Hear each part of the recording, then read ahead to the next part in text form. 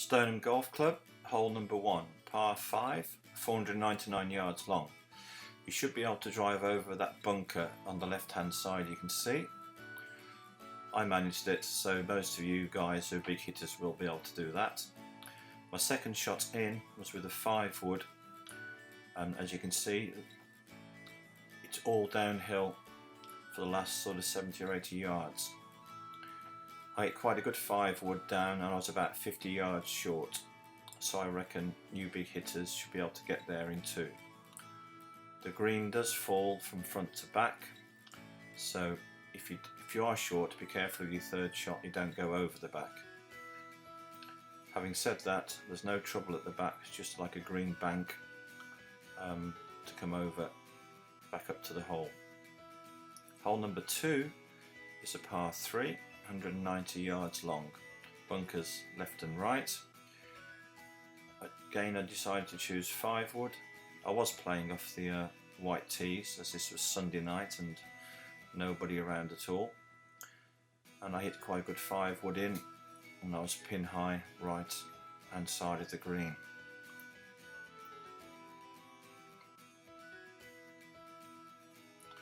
Third hole doesn't look a long par 4, 355 yards, but there's a huge ridge running up the middle of the fairway, and so keep your drive to the right. If you don't, you'll roll back down again, just like I did, and then you can't see the flag for your second shot.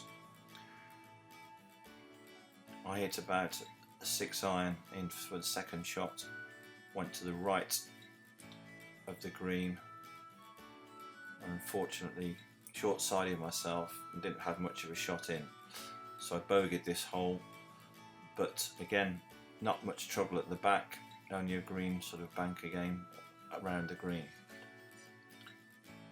Hole number 4 is a bit of a monster, stroke index 1, 447 yards par 4. The only good thing is it's mainly downhill for most of it. Again, you can see the way the ground falls from right to left. Make sure you keep your drive up to the right and it will just gently fall down to the left. However, I was about 50 yards short, which I didn't realise when I got down there was a ditch, a water ditch. So again, you have to be careful with your drive down there. Second shot, the last sort of 80 or 90 yards again starts to go back up towards the green. As you can see, it didn't hit a very good shot in here. Was up by the tree on the left hand side with my second shot. Chipped on, but again I had a bogey here, bogey 5. Good hole, but again keep the drive to the right hand side and you should be okay to get there in 2. Hole number 5, 326 yards par 4. This is a hole where they're doing a lot of work on the bunkers. All the bunkers are GUR at the moment, so I just aimed at one of the bunkers up there. It's quite a tight driving hole, but as you can see, you just get a free drop from that bunker. I had about a 9 iron in, hit quite a good shot into about 15 feet. But as you approach the green, you can see literally all the bunkers are GUR. And looking at them, they're doing a lot of work on them. There's no way I think they are going to be back in play for the finals, October the 16th. Hole number 6, par 5, 511 yards. Good drive down here. Will take you over those 2 bunkers, and then you have a big dip in the fairway, and again try and keep it slightly right because it kicks from right to left. As you can see, I'm walking down into the dip now to find where my second shot finished, but again I only had about 60 yards up to the green, so I reckon most of you guys are going to get there very close in 2 if you hit 2 very good shots. Was an easy pitch up to the green though, and 2 putted for a 5.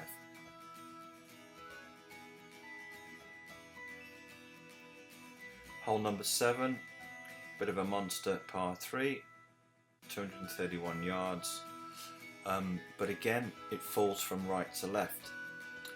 Fairway is fairly firm at the moment, so we did get a bit of run. So keep the ball up tight to the right hand side and it will just bounce down naturally onto the green. Or if you're feeling really strong and you get a good shot away, you can hit the green obviously in one. I played it right down the middle, but when I got up there it kicked to the left of the bunker. I was pin high and chipped on and managed to hold a putt for a 3.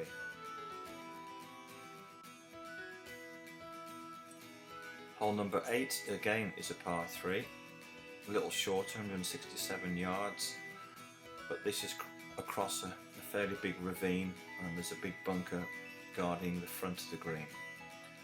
Hit my little rescue wood into here, about a 5-iron, and ended up at the back of the green.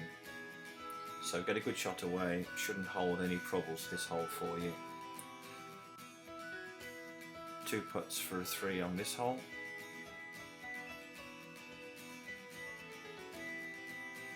Number 9, 383 yards par 4. This one falls from left to right this time.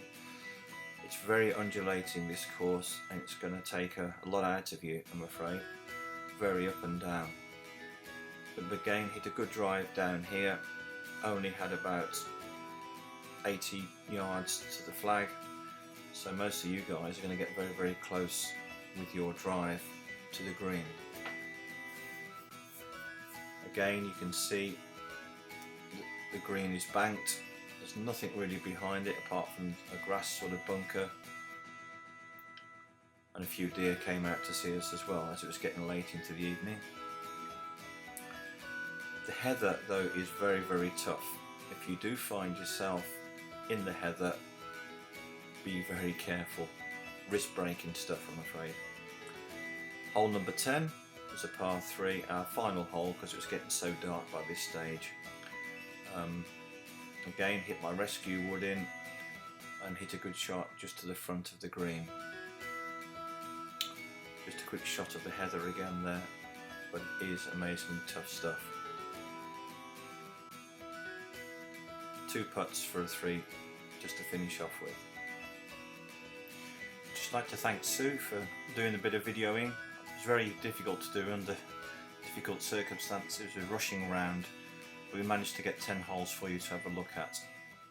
Plenty of deer around, as you can see as well.